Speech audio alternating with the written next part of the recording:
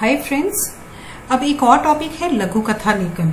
ये आपके एग्जाम में आना है। कितने मार्क्स का? 5 मार्क्स का 8th क्वेश्चन आएगा और आपको लघु कथा बनानी है। अब कथा जो है वो बहुत सालों से, युगों युगों से एक प्रचलित है हमारे पूरी सोसाइटी में, और हमारे देश में नहीं, हर देश में प्रचलित है।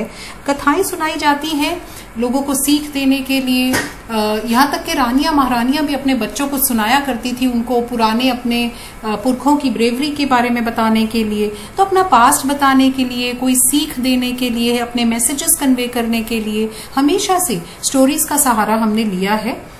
अब लघु कथा इसलिए हो गया क्योंकि अब टाइम भी सबके पास कम है ना।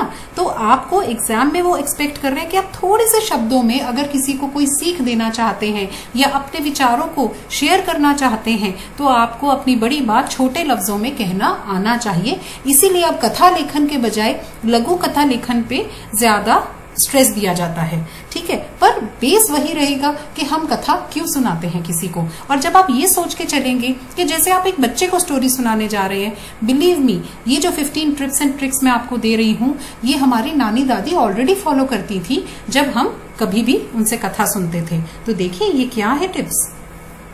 देखो, अब सबसे पहली बात तो मैंने आपको बताई दी कि सोसाइटी के चैलेंजेस या ह्यूमन बिहेवियर, इस तरह की चीजों पे आजकल लघु कथा आती है या किसी सीख के ऊपर बेस आ सकती है, क्योंकि लोगों में आजकल अच्छे मोरल्स लो होते जा रहे हैं। तो नॉर्मली हम चाहते हैं कि ऐसे या कोई भी प्रॉब्लम्स को लेके कोई हेडिंग आपको दी जा सकती है जिसके ऊपर आपको स्टोरी बनानी हो, ठीक है। कथा हमेशा किस चीज के लिए बनाई जाती है? एंटरटेनमेंट के लिए, ठीक है। चाहे आपको कोई सीख भी देनी है, अगर आप उसको एंटरटेनिंग नहीं बनाओगे तो कोई पढ़ेगा ही नहीं, तो आपका मैसेज कन्वे नहीं होगा। अब एंटरटेनिंग बनाने के लिए क्या करना है?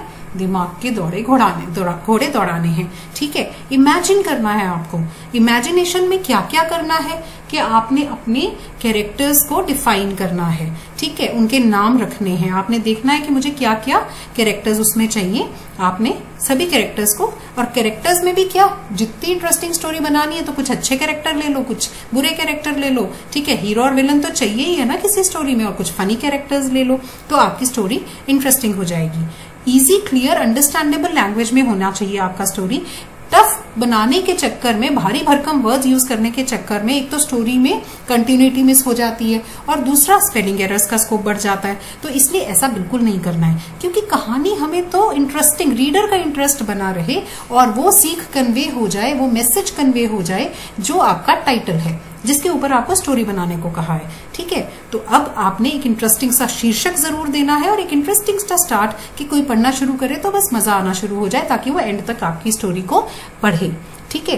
अब मेरे को किसी का भी इंटरेस्ट क्रिएट करना है तो मुझे क्या करना पड़ेगा? एक इंटरेस्टिंग सा दृश्य क्रिएट करूंगी ताकि रीडर स्टोरी के अंदर घुस सके कि आप क्या कहना चाह रहे हैं। जैसे एक गांव था, गांव में माँ और बेटा रहते थे, और मतलब आपने जो बेस, उनका घर ऐसा था, वो गरीब थे या अमीर थे, ऐसे आपने अपने कैरेक्टर्स को भी इंट्रोड्यूस करते जाना है और एक स्टोरी का बेस बना देना है। अब बात ये है ना कि आगे क्या लिखूं, पीछे क्या लिखूं, क्या कितना लिखूं, ये भी क्वेश्चन है।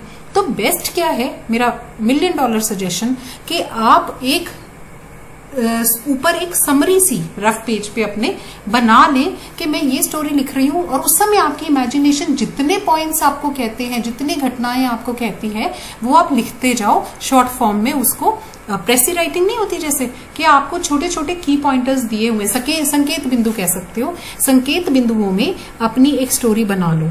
उससे क्या होगा, उसके बाद आप उसको क्रोनोलॉजिकल ऑर्डर में एक्सप्लेन कर दो, ठीक है, कि मुझे इसके बाद ये घटना, हाँ अब मेरी स्टोरी बन गई, मन में तैयार हो गई स्टोरी, उस रफ पेज पे तैयार हो गई, पूरी डिटेल नहीं लिखी लेकिन संकेत बिंदु वाली कहानी लिख ली। उससे क्या हुआ, एक तो क्रोनोलॉजिकल ऑर्डर फॉलो हो गया, ठीक है। उसको इंटरेस्टिंग बनाने के लिए आपको कुछ प्लस माइनस करना है, वहां आपका दिमाग चलना शुरू हो गया। आपके कितने कैरेक्टर्स हैं वो आपको पता चल गए, और सबसे बड़ी बात कि आपको अपनी स्टोरी को वर्ड लिमिट में इंक्लूड करना है ना, खत्म करना है।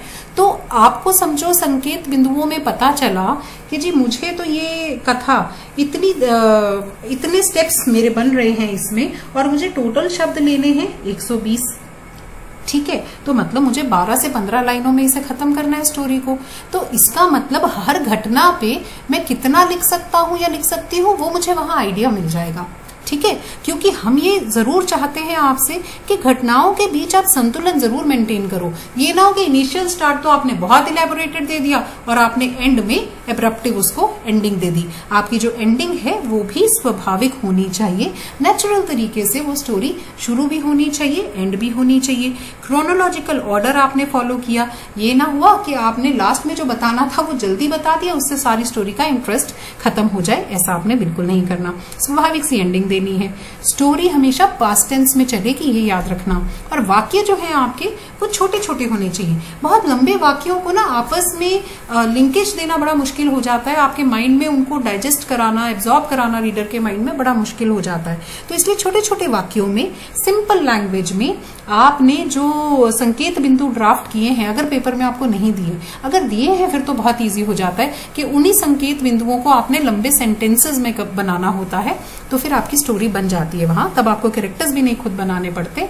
लेकिन अगर आपको ये सब खुद करना है, मैं तो आपको वो भी बता रही हूँ कि बिल्कुल प्लेन, आपको सिर्फ एक शीर्षक दिया हुआ है, तो आपने क्या करना है, एक संकेत बिंदु कहानी बना लेनी है और उस संकेत बिंदु कहानी को आपने इलेबोरेट करते जाना है विद इन वर्ड लिमिट्स। संकेत बिंदु कहानी बनाने से आप हर जो इंसिडेंट है उसको इक्वल वेटेज दे पाओगे। समझ में आई बात? तो ये सिर्फ कुछ की टिप्स एंड ट्रिक्स हैं जो मैंने आपको दिए हैं। आपको एक मैंने वीडियो पहले दे दी है लघु कथा लेखन पे, जहां मैंने एग्जाम्पल्स दिए हैं। अब आप क्या करो, इसके साथ ही मैं लिंक शेयर कर रही हूं उसका भी। इन पॉइंट्स को याद रखते हुए वो जो 2 मैंने आपको दिए हैं वो आप ऑलरेडी पहले उसको पढ़ो, उसको समझो, और उसके बाद 1-2 लघु कथा आप अपने आप भी लिख के देखो कि क्या जो मैंने आपको बताया है तरीका कि एक संकेत बिंदु स्टोरी बना के काम करो, क्या आप उस पर बना पा रहे हो? क्या आप इन बातों को माइंड में रख पा रहे हो? आप लोगों का इंटरेस्ट क्रिएट कर पा रहे हो? अगर नहीं कर पा रहे हो तो मुझे कमेंट सेक्शन में साथ ही बताओ कि मैम मेरा ये पॉइंट मिस हो रहा है, मुझे ये कैसे करना है। ठीक है, और मैं भी आपके लिए और प्रैक्टिस लेके लघु कथा की फटाफट से वापस आती हूँ। पर मैं चाहती हूँ थोड़ा एफर्ट आप लोग अपने आप भी करें। जो मैंने सिखाया है ऑलरेडी उसको रिवाइज करें और 1-2 स्टोरीज आप अपने आप बनाकर देखें। राइट, तो चलिए थोड़ी देर में फिर से मिलते हैं। अगर आपको मेरे एफर्ट्स अच्छे लग रहे हैं तो चैनल को सब्सक्राइब कर दो और बेल आइकन को प्रेस कर दो। जो भी मैं और एग्जाम्पल्स के वीडियोस डालने वाली हूँ प्रैक्टिस के लिए, वो आपको साथ के साथ पता चलते रहेंगे। शेयर और कमेंट जरूर करना। Thank you.